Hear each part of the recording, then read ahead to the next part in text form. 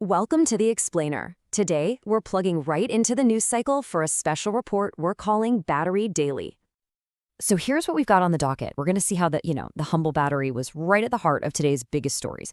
I mean, everything from our pockets to the entire planet. We'll break it down across 5 key areas. All right, first up, today's top gadgets. Let's start with the tech that's literally closest to us, the stuff we carry around every single day.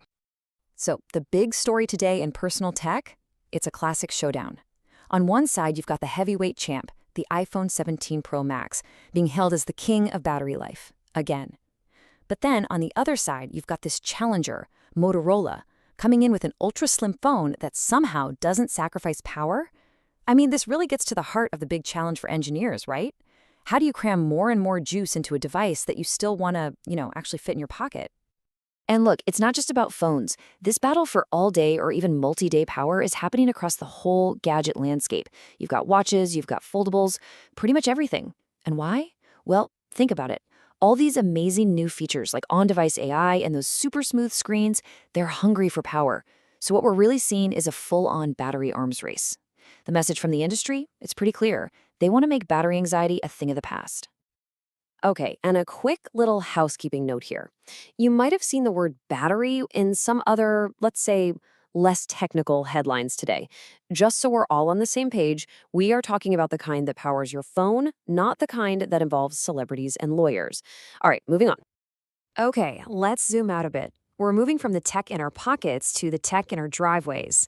This is where the EV revolution is really, truly hitting top speed. Wow, so the headline that's got everyone talking today comes from Ferrari. Yeah, you heard that right. They just revealed their very first all-electric car. And get this, it's packing over 1,000 horsepower. This is huge. It's proof positive that electric can also mean exhilarating. I mean, this isn't just a car. It's a massive statement. It's basically Ferrari telling the world that the future of high performance is electric and shutting down anyone who thought you had to trade thrills for watts. And it's not just Ferrari making waves, it's a massive day for the entire EV market. We're seeing huge announcements on all fronts: affordability, range, you name it. You've got Chevy bringing back the Bolt, making EVs more accessible. You've got BMW just smashing range records. And then you have entire countries, like India, where the market is just exploding. The takeaway here? The momentum is absolutely undeniable. So that leads to a really important question, right? With millions and millions of these EVs hitting the road, what happens to all those batteries when they're done? Well, this is where it gets really interesting. Instead of a huge waste problem, we're seeing the rise of a circular economy. This process here, it's all about turning old batteries into a valuable new resource.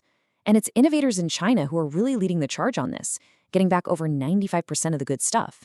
It's pretty amazing. And speaking of what happens to older EVs, how do you build trust in the used car market? Well, Kia is trying out a really cool idea. A battery passport. Think of it like a medical record for the car's battery. It shows you the battery's health, its history, everything. It's a simple but brilliant idea to give people the confidence to buy a used EV. This could be a real game changer. All right, so we've gone from pockets to driveways. Now it's time to zoom out, way out. Because the impact of better batteries, it goes way beyond just cars. We're talking about how we power the entire planet. And this right here is probably the single biggest energy story of the day, maybe even the year. For the first time on record, renewables, solar, wind, you name it, generated more electricity for the planet than coal. Let that sink in for a second. This isn't just another number on a chart. This is a historic tipping point, a milestone that's been decades in the making. So you can see it right here on the chart. That renewables bar is just edging out coal for the very first time. Now, how is this possible? The secret ingredient, the real hero of the story, is massive advances in battery storage. You see, these huge grid-scale batteries are like the missing piece of the puzzle. They solved the big problem with renewables, right? The sun doesn't always shine, the wind doesn't always blow, but these batteries can store that energy up and release it whenever we need it, turning clean energy into a reliable 24/7 power source. And this isn't just some abstract global trend. We are seeing this transformation happen on the ground, right now, all over the world. I mean, look at these examples. In France, they're turning an old power plant site into a massive solar and battery facility. In South Africa, you've got a new solar city popping up right in the heart of coal country. These are real projects, creating real jobs and showing the real-world impact of this incredible energy revolution. Okay, so the present is already pretty incredible. But with the whole world starting to run on batteries, you've got to ask, what's next?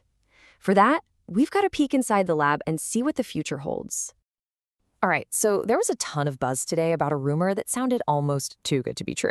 A solid-state battery that could give a car a 2,000-kilometer range.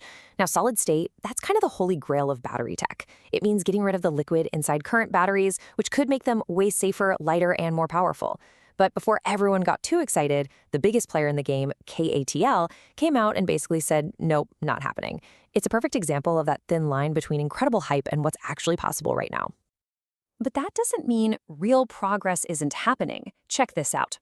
A real breakthrough from a company called Alltech. They've developed something that could make our batteries last a whole lot longer.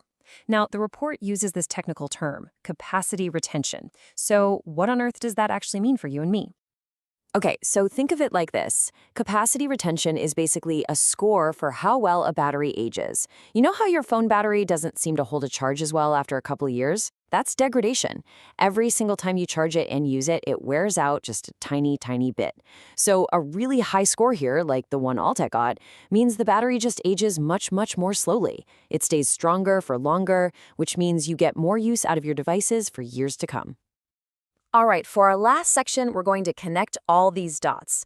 Because all this amazing technology, all these breakthroughs, they don't happen in a vacuum. This entire revolution has kicked off a brand new, high-stakes global power struggle.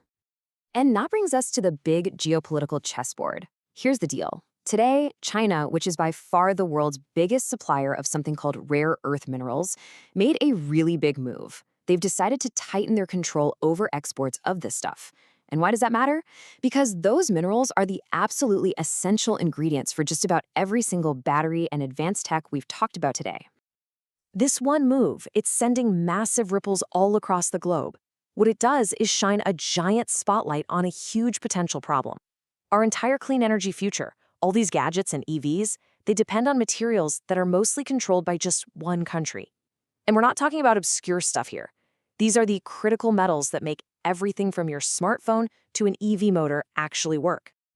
And you can bet the world is responding. We're already seeing countries like India and big alliances like the EU scrambling to find and secure their own sources for these critical resources.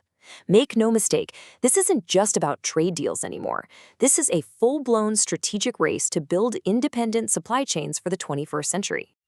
So when you look back at all the news from today, October 10th, it becomes clear the story isn't just about better gadgets or faster cars. It's about a fundamental shift in power itself. Power for our devices, power for our grids, and the geopolitical power that comes with controlling it all. Which leaves us with a really big question for the future.